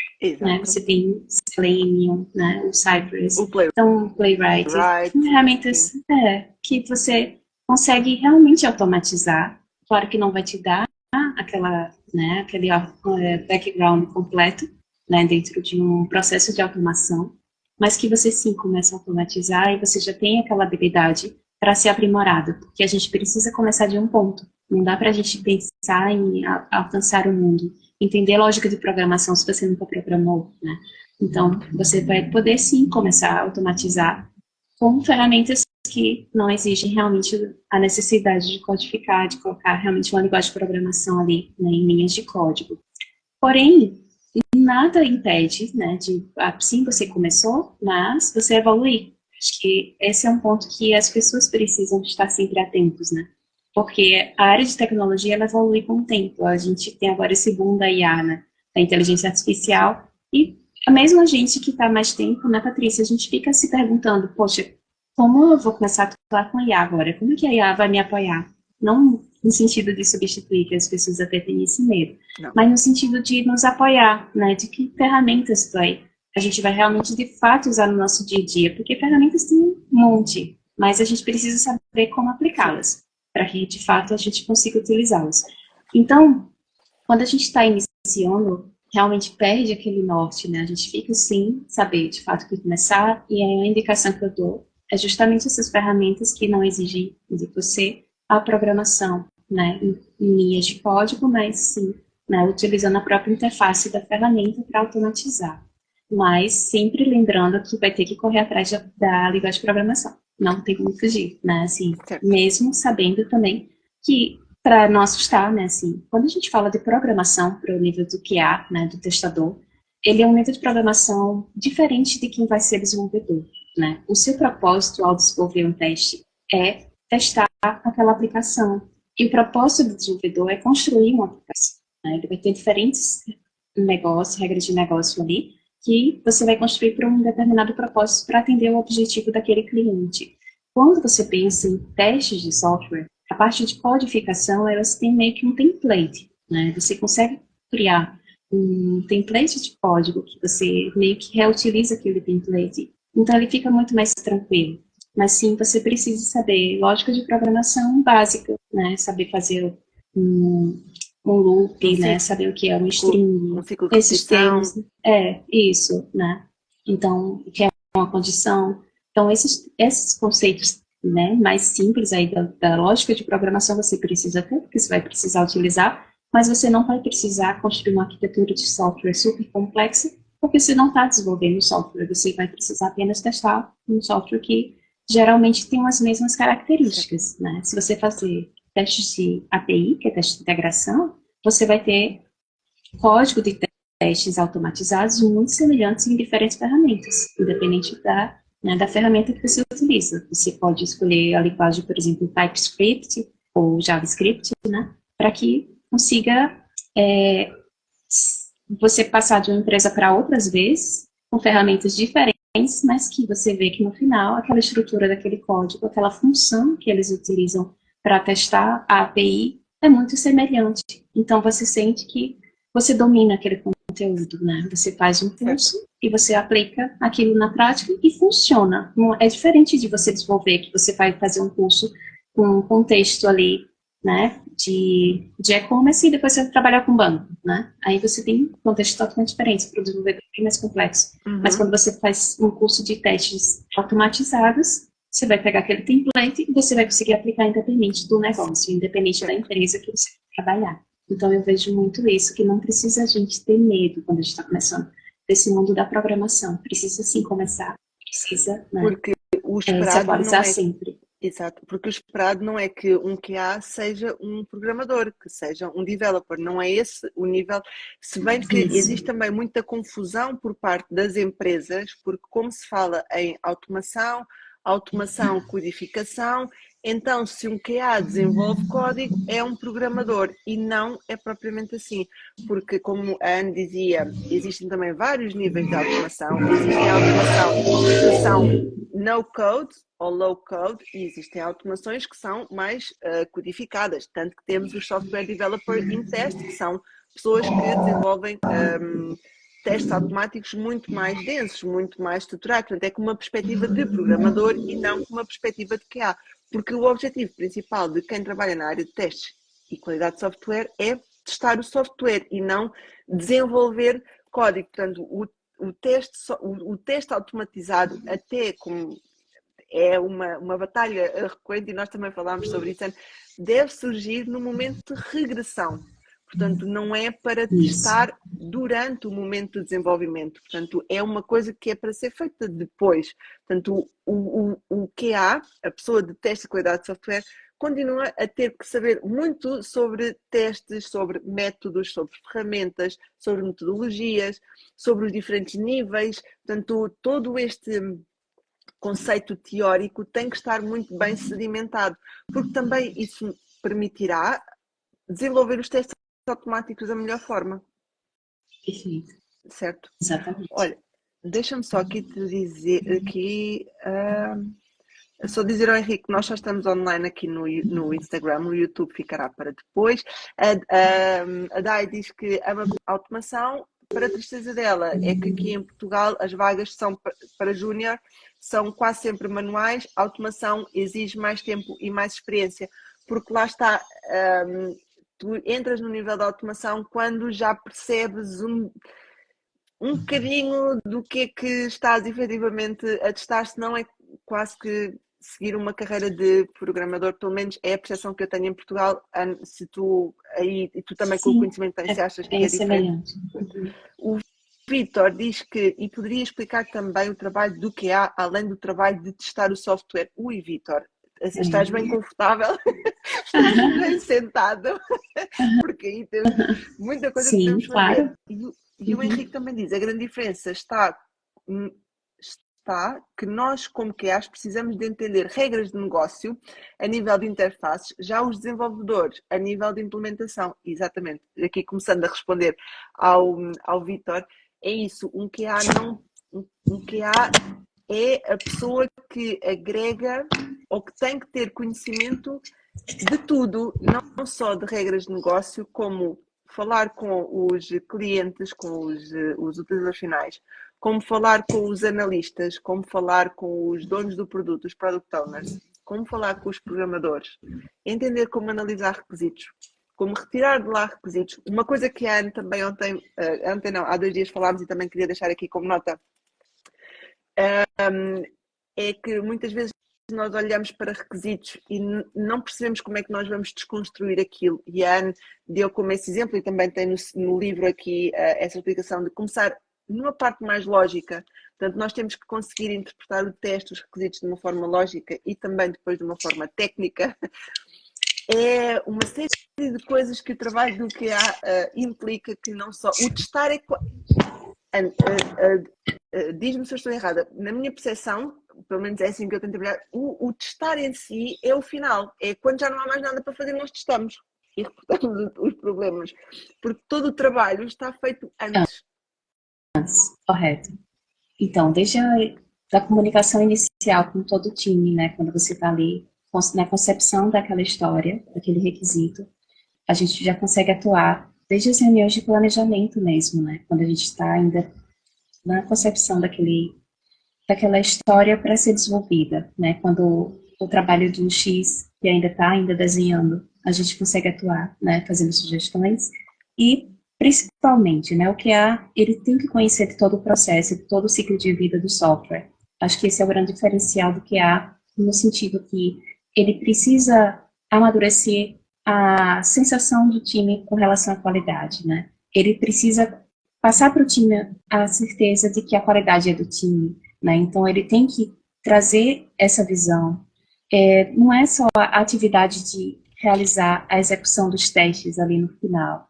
Então, toda essa etapa, né, durante todo o processo, o QA, ele tem essa função, né, de tanto falar com o PO, né, falar com o X, falar com o front-end, o back-end, em todo o time, e também participar ativamente das decisões, né, porque às vezes quando você toma uma decisão, por exemplo, de publicar o software em um momento que o sistema ainda não está totalmente confiável, pronto, preparado, né? Maduro, isso. Você pode ter um impacto muito negativo naquela entrega, né? Então, quando você traz essa visão para o time, né, você tem realmente uma noção de que o time compreende e te apoia, que é diferente. A gente escuta muito nas redes sociais, muitos memes, né, de que só falta testar o QA, né? Demorou muito. Então, essa necessidade que o QA precisa ter, tanto de conhecimento técnico, como também dessa parte de qualidade em si, né? Qualidade do processo, né? O processo como um todo. Porque quando a gente amadurece essa identificação de todo o processo, a gente não fica apenas esperando o final ali, a ponta, né, do software, só no finalzinho, a gente consegue amadurecer o próprio time. Uma coisa que eu venho fazendo muito é a gestão de mudança, né? A gestão de mudança está referente justamente a entender onde o código mudou.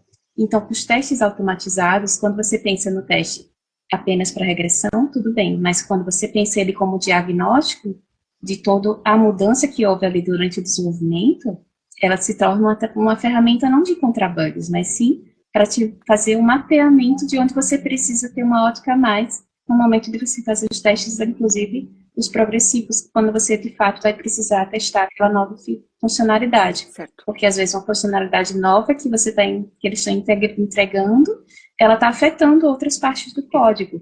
Não necessariamente são bugs que o seu teste automatizado vai te trazer, né, como feedback, mas sim mudanças de requisitos que houveram ali naqueles outros áreas do código.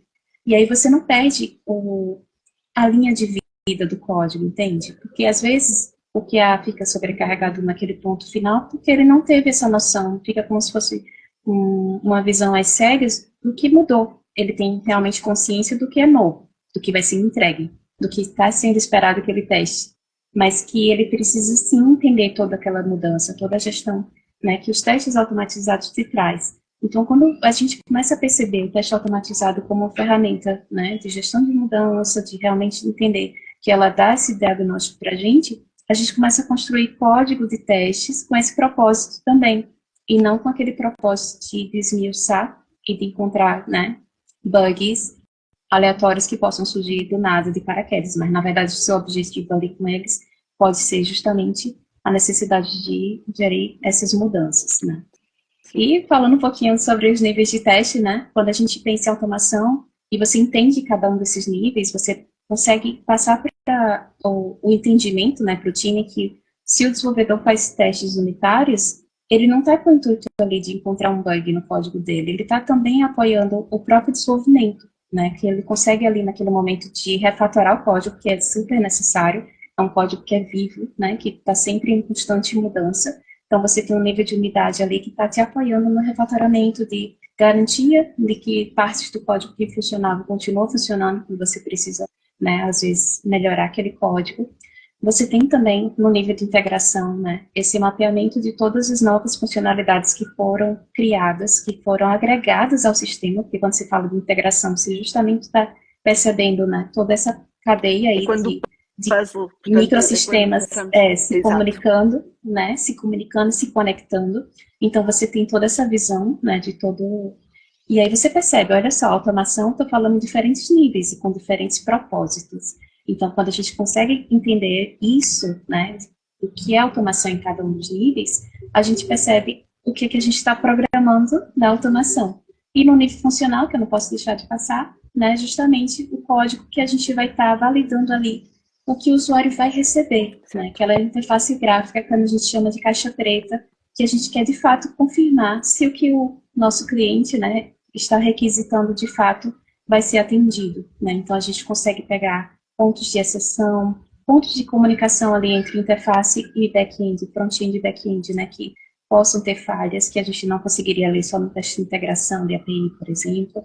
Então o teste funcional, ele já precisa ser menor, ele já precisa estar ali no sentido de englobar realmente as funcionalidades do sistema com a ótica do negócio, certo, né? Com a ótica do negócio, que é diferente do teste de integração, que você vai fazer validação mesmo de acesso ao banco, de dados inválidos, para garantir aquela estrutura de dados que se está realmente coerente, né?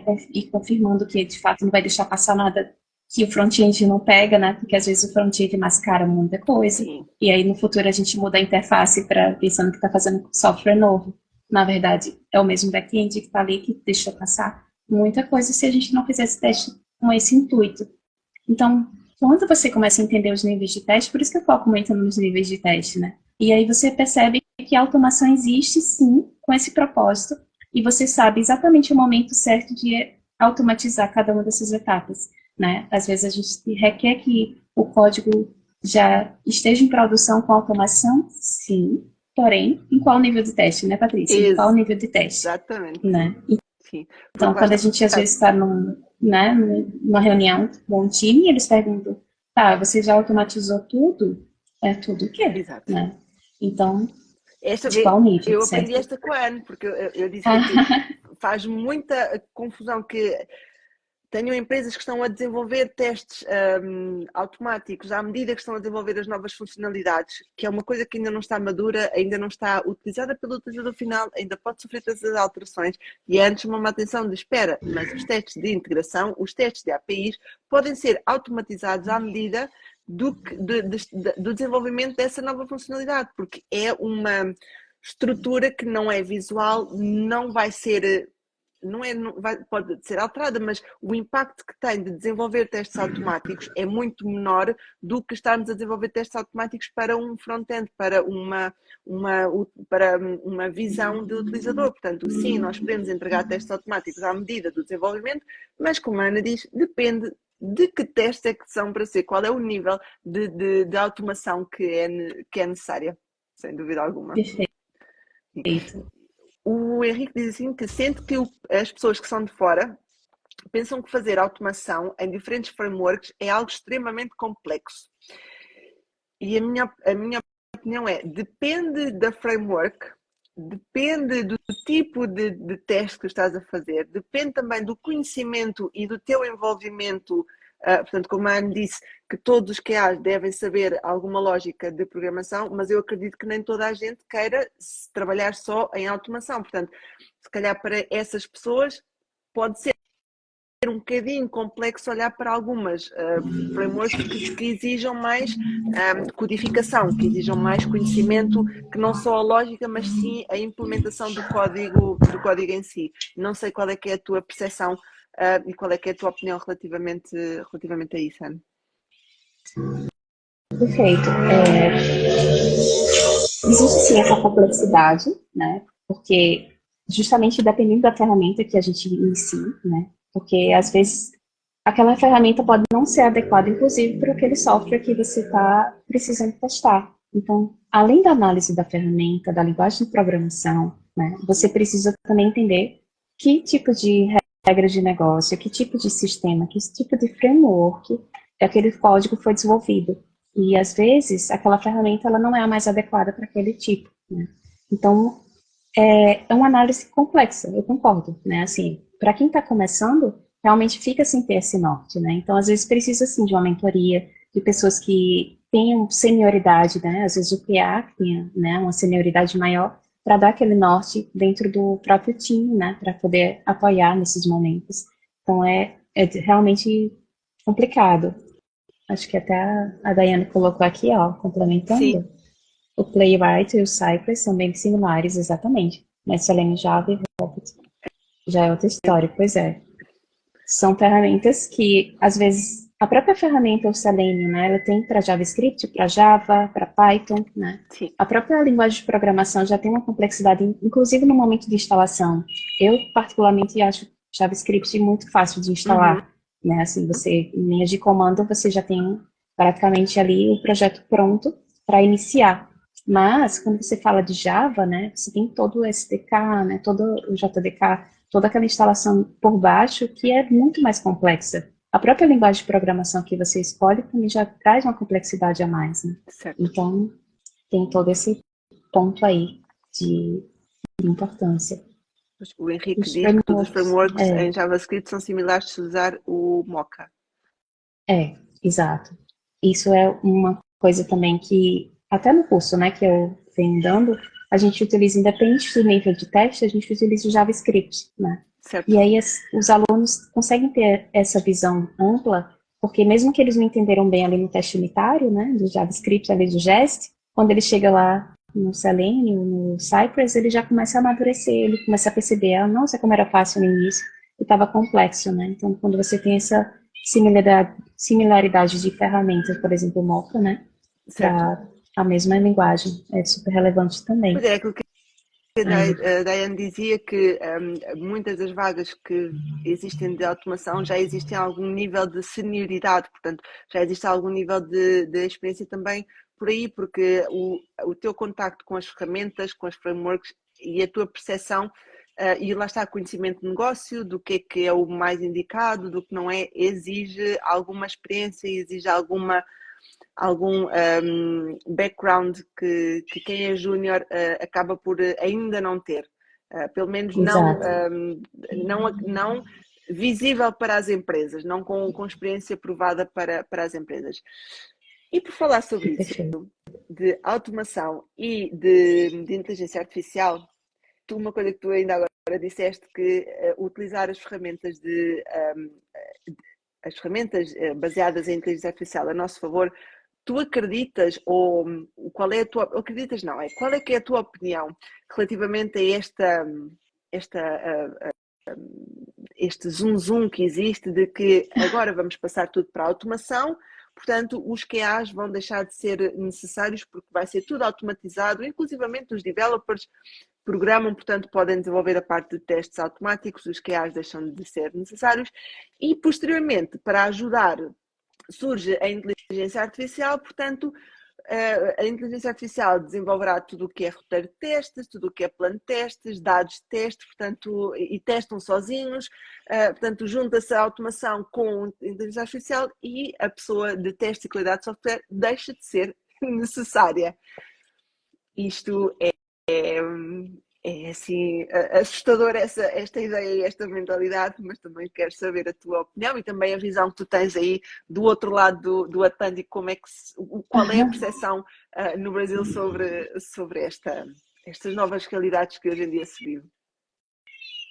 Eu vejo a IA, né, isso é a nossa visão de hoje, né, que a gente realmente não sabe até onde ela vai chegar, mas como uma ferramenta de apoio, né? Eu acho que sim, a gente precisa estar com ela de mão dadas para a gente ganhar produtividade, para ter justamente o tempo necessário para atuar em outras áreas que a gente às vezes deixa aquém, né? Que a gente poderia, com a própria ferramenta, nos dando esse apoio.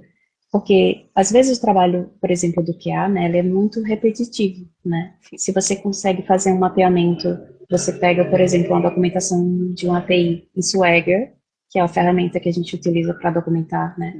A API REST, né? Você tem ali um código, né, bem estruturado e completo, que por baixo ele tem uma estrutura que dá para sim automatizar e você gerar código de testes automáticos ali para os casos felizes, digamos assim, né? Mas assim, quando a gente pensa em cenários de teste, que é onde a nossa área entra na parte de criatividade, né? Quando a gente começa a pensar em cenários diferentes, claro que a IA também tem a criatividade, ela já provou isso, né? Sim. Mas sim, a gente precisa ser bons comunicadores para a IA. Mesmo que a gente precise utilizá-la, a gente vai precisar saber como se comunicar com ela para que ela nos dê esse apoio, né? Então, ela vai criar da gente aquele trabalho de criação repetitivo, perfeita a palavra, né? Repetitivo, para nos dar o tempo necessário para a gente começar a ser mais criativos e até pedir sugestões, né? Para aprimorar esses testes e ter mais controle do que a gente precisa realmente atuar. Como eu falei, quando a gente entende para que serve o ciclo de vida de automação dos testes, a gente percebe que a gente deixa vários gaps, né? É difícil esse mundo real que a gente consegue ter controle de tudo. Por mais que a gente saiba que é importante, que existe uma pipeline que precisa estar sempre ativa, que aqueles testes precisam sempre estar, né, em constante atualização, é um trabalho muito custoso, né? Sim. E com a IA a gente poderia ter essa visão, um relatório muito mais, né, detalhado, uma predição, inclusive, né, de possibilidades de códigos, como a gente já tem até, né, análise estática de código. Então, com a IA, a gente teria isso a nosso favor também, dentro da própria ferramenta de desenvolvimento, né? A gente já sabe que as próprias IDEs já estão incluindo, né, a IA, Sim. E já ter essa ferramenta. Temos o né? Copilot, por exemplo, que já ajuda, sim. Isso vai dar o quê?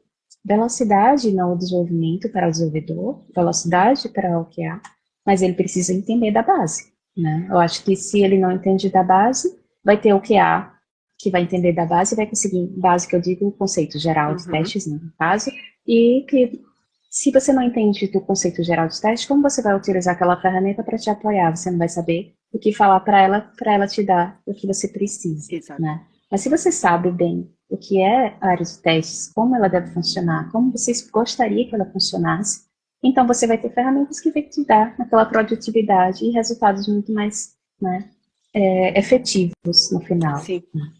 Então, eu vejo nesse ponto mesmo.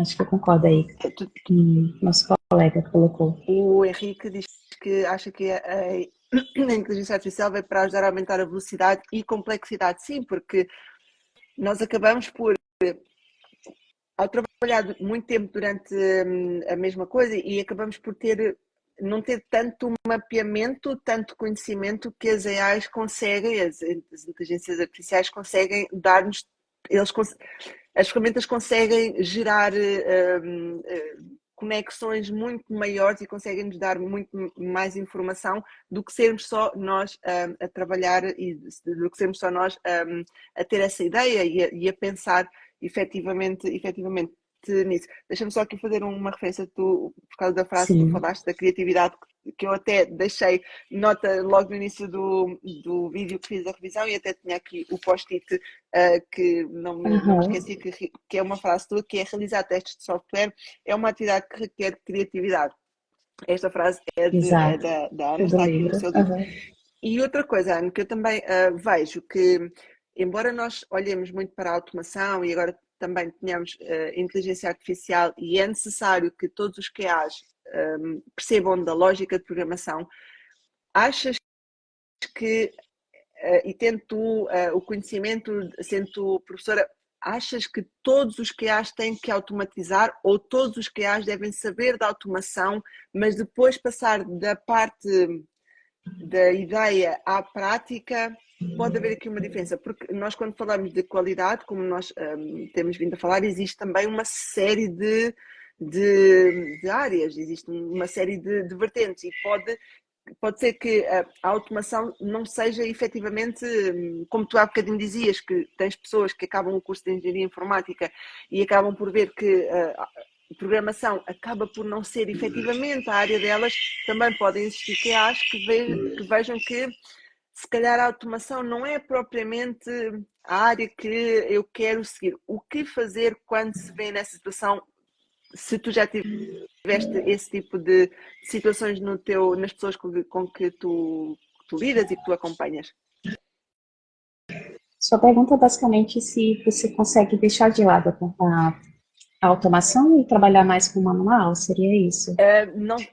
Não é bem deixar de lado, porque é necessário ter conhecimento, Isso. mas não ser tão, portanto, as tarefas não serem só de automação. As tarefas serem mais... portanto, imagina, se fizeres uma percentagem, é a maior percentagem parte funcional e manual e uma menor percentagem na parte de automação, quase como que um acompanhamento barra melhoria, em vez de desenvolvimento puro. É bem por aí. O teste manual, né, ele entra, pelo menos na minha visão, como um teste funcional caixa preta no momento que você está recebendo pela primeira vez aquele software. Então, ele sempre vai existir, aquela atividade, ela é necessária, né? E o teste automatizado, ele entra mesmo como regressão, né? Então, quando você divide esses dois mundos, você sabe que você vai dedicar parte do seu tempo para o manual e parte para a automação. Às vezes, dependendo do contexto e da evolução daquele software, às vezes a automação vai demandar mais tempo do seu dia do que o teste manual. Porque às vezes o teste manual você ainda está aguardando o desenvolvedor construir e entregar aquela etapa, e você vai estar ali com parte da sua carga horária dedicada à automação para manter mesmo esses testes à medida que o sistema evolui, né? Então, muitas vezes a gente já, né, pega cenários em que uma tela completamente muda, né? Às vezes os botões somem, e aí, se você está falando de teste caixa preta... situação em que eu detectei um problema, porque houve um programador que está a atualizar o CSS, eu detectei um problema, e depois o colega que trata dos testes automáticos também me veio perguntar: olha, já detectaste isto assim, porque isto está, os testes automáticos estão a dar erro. E eu assim, olha, eu por acaso já tinha detectado algumas coisas manualmente, e como complemento temos também os testes automáticos a passarem e a encontrarem outros outros problemas que percorrer todo o software, percorrer todo o programa seria muito complexo e seria muito moroso. Pois é, né? Você vai dedicar muito tempo ali. Então, entender programação, entender estratégias de codificação, que você consiga estruturar a sua arquitetura dos testes de forma que ela fique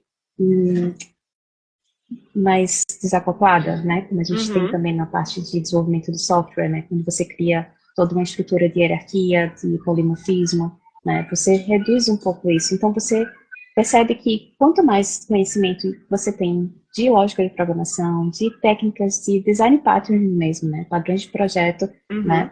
Para o seu código, você acelera um pouco esse seu ciclo de vida, porque é uma atividade que demanda muitas horas do seu dia a dia, é a manutenção desses testes, não somente a criação, que é necessário, mas a manutenção para que a sua pipeline, né, quando a gente Não fala falhe. ali do ciclo de vida, né, não falhe, né, para que ela esteja sempre ativa e, de fato, faça sentido.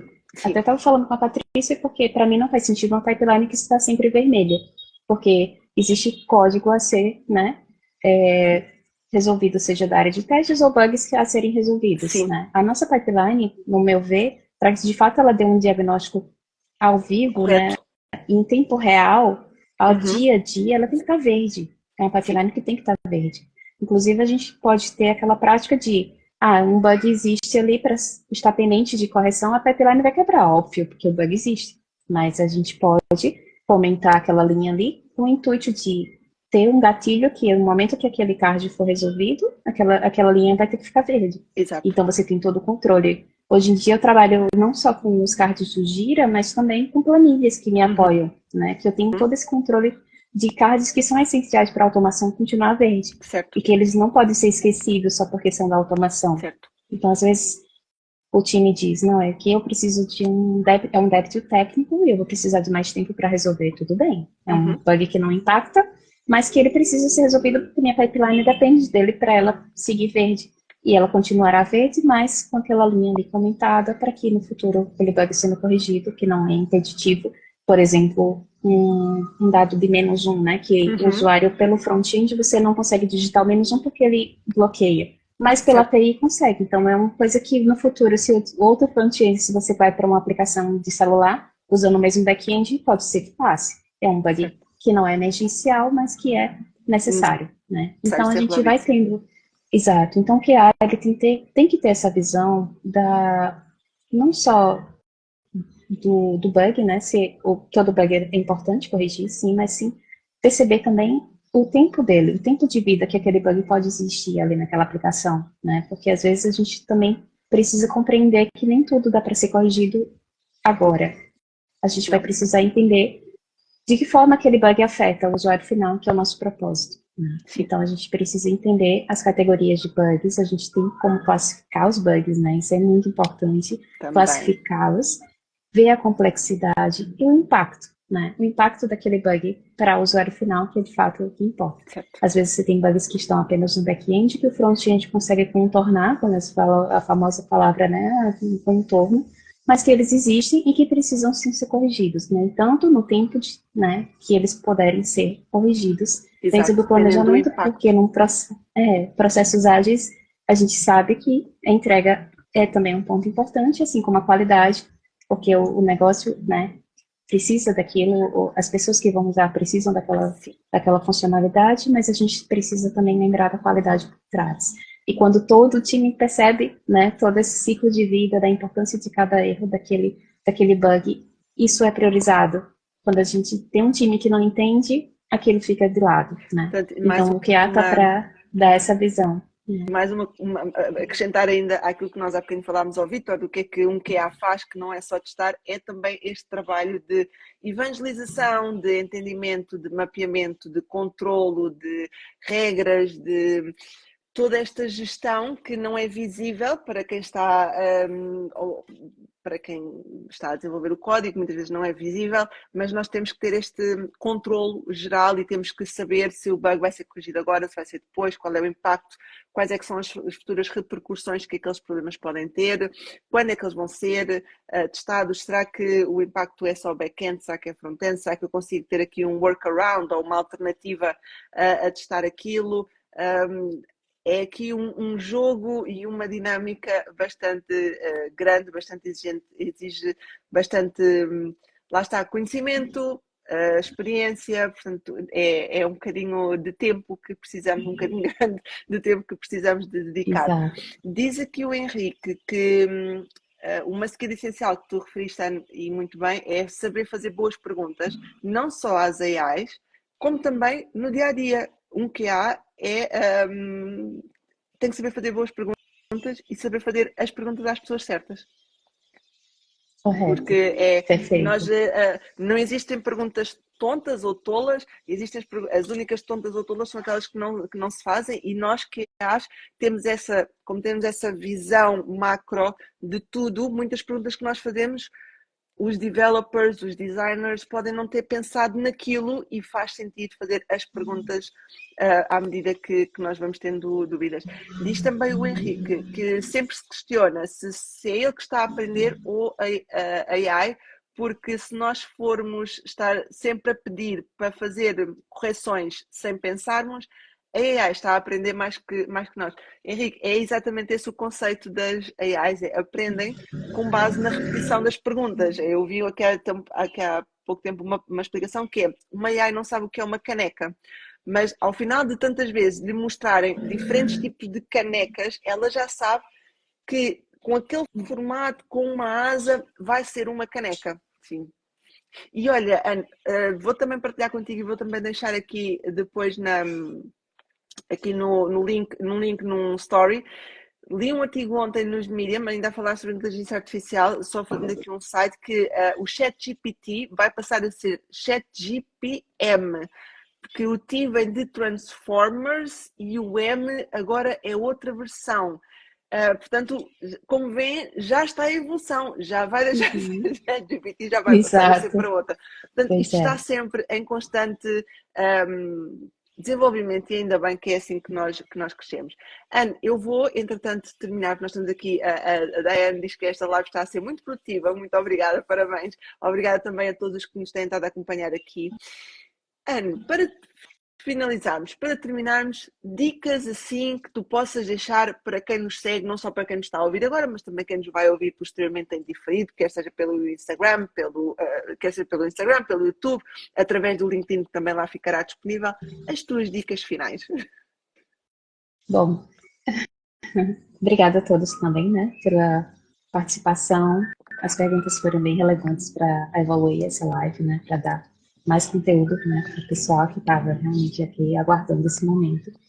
E o que eu sempre tenho em mente, né, a gente está na área de tecnologia, a tecnologia evolui e a gente precisa estar em constante aprendizado. Acho que isso é o principal. A gente tem que gostar de aprender e gostar de ensinar, né? Porque quando a gente ensina, a gente aprende duas vezes, né? Como a Patrícia comentou. Então, isso para mim, né, é o meu norte, né? Assim, eu sempre venho aprendendo novas ferramentas, novas técnicas, mesmo se eu não for usá-las. Mas, de fato, eu preciso conhecê-las para saber se elas são adequadas ou não. Às vezes a gente, né, se perde um pouco no mundo de tantas ferramentas, mas às vezes um cursozinho ali de 5 horas, um vídeo no YouTube, já dá para a gente aquele norte se aquela ferramenta pode ser adequada ou não, se a gente realmente pode investir mais tempo nela e tentar aplicá-la no nosso dia a dia, porque de repente ela pode resolver problemas que a gente, né, nossas dores, né, aqueles problemas que a gente realmente enfrenta com as ferramentas que a gente tem. Então, ficar sempre atento aí, né, a essas, né, dicas mesmo, né, postagens no Instagram, LinkedIn, postagens também no YouTube, né, acho que o pessoal, a comunidade está forte hoje em dia, né, a gente tem uma nova visão, né, Patrícia? Sim. A gente vê as pessoas se apoiando, as pessoas com essa garra, né, querendo realmente melhorar a área de testes, a área do QA, porque a gente sabe que quando o profissional qualquer que seja a área, né? Ele atua bem, né? Ele vai dar e agregar valor para aquelas empresas, e aquelas empresas vão sentir que eles são essenciais, Exatamente. né? A gente vai ser peças importantes para aquela área. Então, quando a gente sente que o nosso papel não está sendo feito, né, de forma adequada, a própria empresa também sente. Então, se você consegue dar o seu melhor, né, se você entrega com muita qualidade, você se torna uma peça importante, e mesmo quando você sair, aquela empresa vai querer uma outra profissional com aquele mesmo Com o papel, mesmo com aquele nível. perfil, porque Exatamente. você tem uma referência, você se torna uma referência.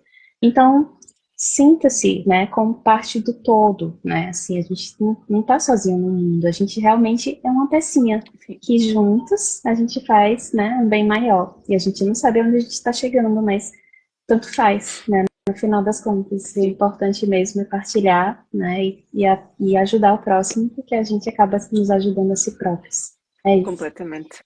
Completamente. Não, disseste tudo, reforças aquilo que eu tenho dito de o saber não ocupa lugar, mesmo que nós não precisemos daquilo agora, mas amanhã, no outro dia, daqui a um tempo, podemos, se calhar, numa mesa de conversa e surgir essa Sim. temática e nós sabemos aquilo que está a ser dito, até podemos não saber orquestrar e continuar a conversa, mas conseguimos perceber aquilo que está a ser dito, conseguimos guardar mais informação.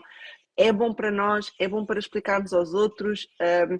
Pessoas precisam de pessoas, portanto, tu estás disponível, eu estou disponível, existem tantas outras pessoas que também estão disponíveis, às vezes não proativamente, às vezes não voluntariamente estão disponíveis, mas havendo uma mensagem, entrando em contacto pelo LinkedIn, por uma rede social, claro que de forma amistosa, de forma simpática e existindo esse contacto de forma feita correta, dificilmente alguém dirá que não ao ajudar os outros, portanto é sem dúvida criar esta rede de conexão, como tu dizes, estamos a criar aqui uma rede de QAs muito mais forte, muito maior, muito mais dinâmica, com muito mais partilha de informação sem grande julgamento, portanto, cada um com base na sua experiência, não existe uma verdade absoluta, portanto, com base no nosso aprendizado, no nosso passado, nas experiências que nós temos, todos nós temos sempre algo a acrescentar,